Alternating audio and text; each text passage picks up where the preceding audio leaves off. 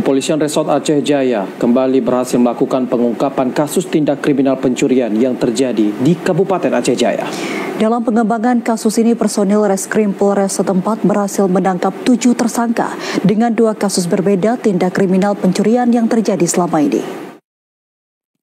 Sebanyak 7 tersangka tindak kriminal berhasil ditangkap oleh pihak Satreskrim Polres Aceh Jaya.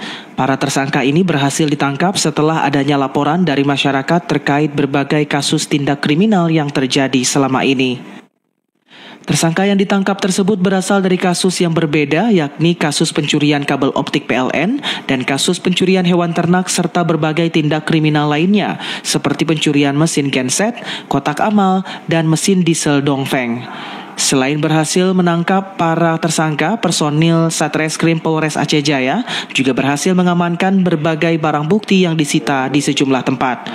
Kapolres Aceh Jaya AKBP Andi Sumarta menyampaikan untuk kasus pencurian kabel PLN dilakukan oleh 2 tersangka, yakni MW warga Kecamatan Loknga dan MK warga Kecamatan Pekanbadak Aceh Besar. Sementara untuk kasus pencurian ternak, mesin genset dan kotak amal kesemuanya merupakan warga Aceh Jaya, yakni MW, MI, MD, AZ, dan AZ.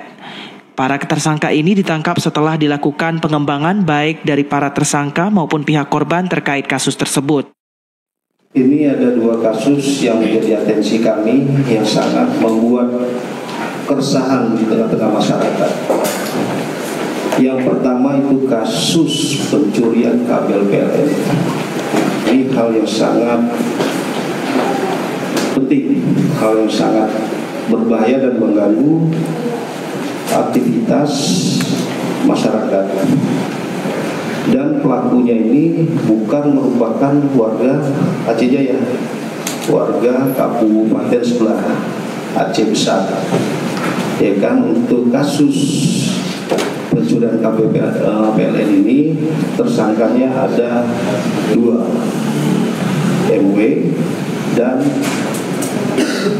MK. Untuk mempertanggungjawabkan perbuatannya, para tersangka disangkakan dengan pasal 363 ayat 2 junto ayat 1 dengan ancaman pidana maksimal 5 tahun penjara. Dari Aceh Jaya, Musliadi, TVRI Aceh melaporkan.